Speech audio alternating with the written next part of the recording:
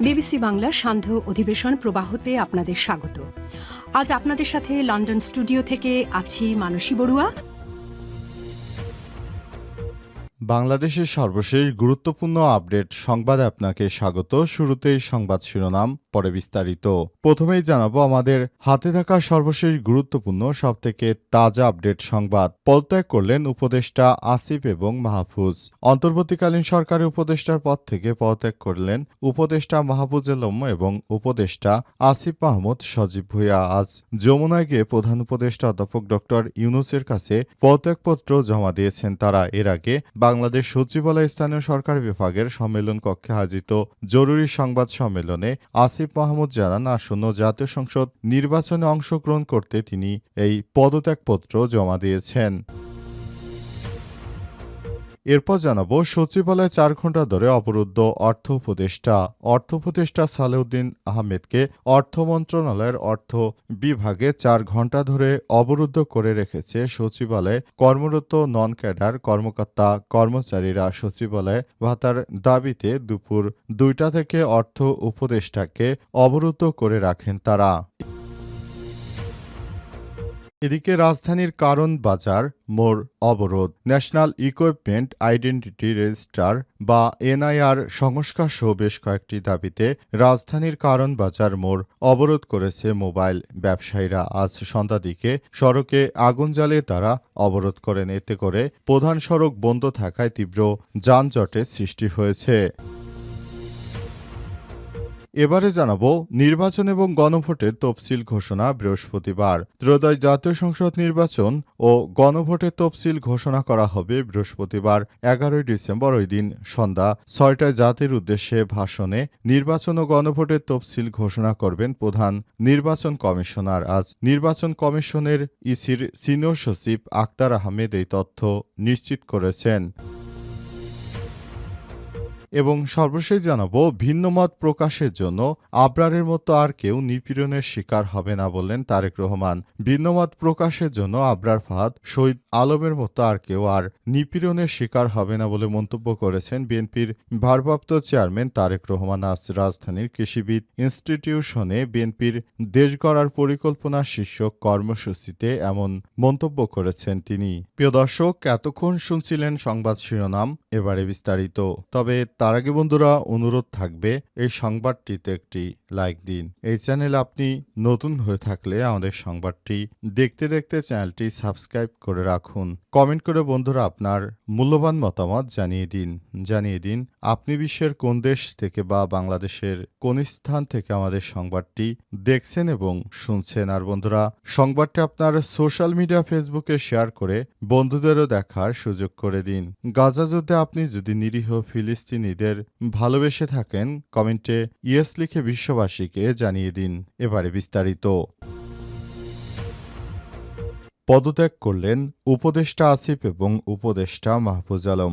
অন্তর্বর্তীকালীন সরকারে ২ জন উপদেষ্টার পদ থেকে পদত্যাগ করেছেন উপদেষ্টা মাহফুজ আলম এবং আসিফ মাহমুদ সজীব ভুঁইয়া। আজ সন্ধ্যায় যমুনায় গিয়ে প্রধান উপদেষ্টা অধ্যাপক ড ইউনূসের কাছে পদত্যাগপত্র জমা দিয়েছেন তারা। তার আগে বিকেলে বাংলাদেশ সচিবালয়ের স্থানীয় সরকার বিভাগের সম্মেলন কক্ষে আয়োজিত জরুরি সংবাদ সম্মেলনে আসিফ মাহমুদ জানিয়েছেন, আসন্ন জাতীয় সংসদ নির্বাচনে অংশ নেবেন তিনি। সংবাদ সম্মেলনে পদত্যাগের বিষয়ে সাংবাদিকদের প্রশ্নের জবাবে তিনি বলেন, আমি নির্বাচন করব এটা নিশ্চিত, তবে পদত্যাগের বিষয়ে আমি এই মুহূর্তে কিছু বলতে পারবো না। পদত্যাগের বিষয়ে পরবর্তী তথ্য জানা যাবে প্রধান উপদেষ্টা দপ্তর থেকে, সেখান থেকে এ বিষয়ে জানানো হবে। তার আগে আসন্ন জাতীয় নির্বাচনে প্রার্থী হওয়ার জন্য উপদেষ্টার পদ থেকে আসিফ মাহমুদ সজীব ভুঁইয়া এবং মাহফুজ আলম বুধবার পদত্যাগ করবেন বলে গুঞ্জন ওঠে। তিনি ঢাকা ১০ আসন, ধানমন্ডি, কলাবাগান, নিউ মার্কেট ও হাজারীবাগ থেকে নির্বাচন করতে পারেন বলে রাজনৈতিক অঙ্গনে আলোচনা করা হচ্ছে। ইতিমধ্যে আসনে ভোটারও হয়েছেন। অন্যদিকে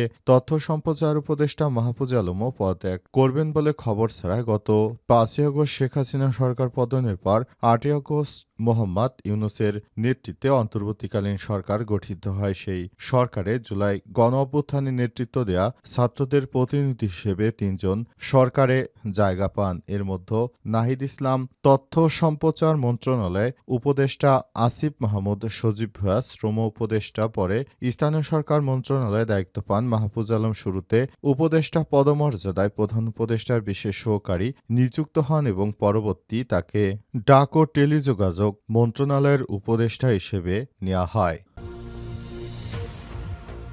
সচিবালয়ে ৪ ঘণ্টা ধরে অবরুদ্ধ অর্থ উপদেষ্টা সালেউদ্দিন আহমেদকে অর্থ মন্ত্রণালয়ের অর্থ বিভাগে ৪ ঘণ্টা ধরে অবরুদ্ধ করে রাখা হয়েছে। তাকে অবরুদ্ধ করে রাখা হয়েছে এবং সেখান থেকে তাকে বের হতে দিচ্ছে না নন ক্যাডার কর্মচারীরা। তাদের বিভিন্ন দাবি দেওয়া নিয়ে তারা এ বিষয়টি সামনে এনেছে। তারা বলছে, আমরা অন্তর্বর্তীকালীন সরকারকে বলতে চাই, আমাদের দাবি দেওয়া যা রয়েছে সবকিছু যেন যথাযথ মর্যাদায় দেওয়া হয়, সেজন্য তারা এটি করছে।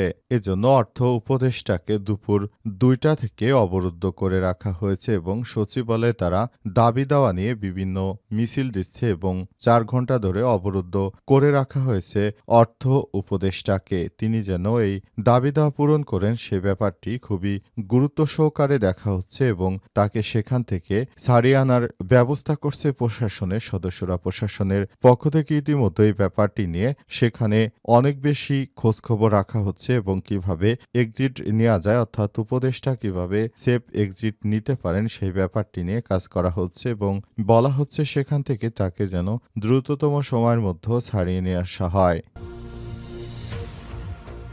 রাজধানীর কারণ বাজার মোড় অবরোধ। ন্যাশনাল ইকুইপমেন্ট আইডেন্টিটি রেজিস্টার বা এনআইআর সংস্কার সহ বেশ কয়েকটি দাবিতে রাজধানীর কারণ বাজারে মোড় অবরোধ করেছে মোবাইল ব্যবসায়ীরা। আজ সন্ধ্যার দিকে সড়কে আগুন জ্বালিয়ে তারা অবরোধ করেছে। এতে করে প্রধান সড়ক বন্ধ থাকায় তীব্র যানজটের সৃষ্টি হয়েছে। এর আগে রোববার ৭ই ডিসেম্বর বাংলাদেশ টেলিযোগাযোগ নিয়ন্ত্রণ কমিশন বা বিটিআরসি ভবনের সামনে অবস্থান নেয় মোবাইল ব্যবসায়ীরা। ব্যবসায়ীদের দাবির মধ্যে রয়েছে মোবাইলের আমদানি শুল্ক কমানো, আমদানি শর্ত সহজ করা, এনআইআর সিস্টেম চালুর পরিকল্পনার বিরুদ্ধে প্রতিবাদ। আগামী ১৬ই ডিসেম্বর থেকে এনআইআর সিস্টেম চালু হতে যাচ্ছে। এতে আইএমআই নম্বর ব্যবহার করা, চুরি বা অবৈধ মোবাইল ফোন নিশ্চিত ব্লক করা হবে। ব্যবসায়ীরা দাবি করছেন, এনআইআর সিস্টেমে চালু হলে লাখ লাখ ব্যবসায়ী ক্ষতিগ্রস্ত হবেন। তারা আরও দাবি করেছেন, নতুন নীতি নির্দিষ্ট একটি গোষ্ঠীর উপকার করবে এবং অতিরিক্ত শুল্কের কারণে ভোক্তা পর্যায়ে মোবাইল ফোনের দাম বেড়ে যাবে। সুতরাং এসব বিষয়টি বিবেচনা করে এই সব কিছু করা হবে বলে জানানো হয়েছে এবং তারা নতুন বাংলাদেশ গড়ে তোলার ক্ষেত্রে এই ধরনের বৈষম্য কোনো কিছুই মানতে চায় না বলে নিশ্চিত করা হয়েছে।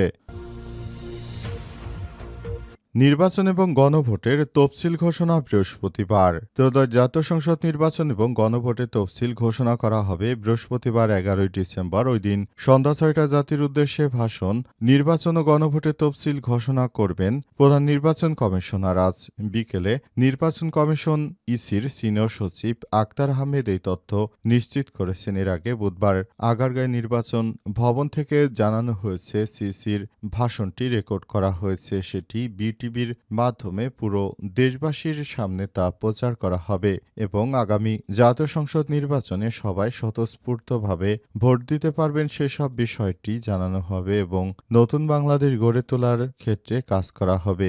অন্তর্বর্তীকালীন সরকারের প্রধান উপদেষ্টা প্রফেসর ড.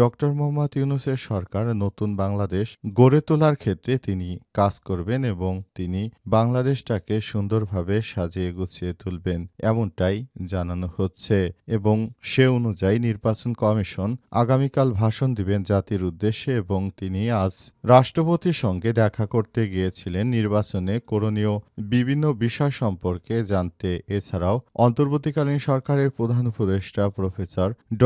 মোহাম্মদ ইউনূসের সরকার যেভাবে নির্বাচন করতে চান সেভাবে সিসি নির্বাচন করার জন্য সর্বোচ্চ সবকিছু তিনি সৃষ্টি করছেন।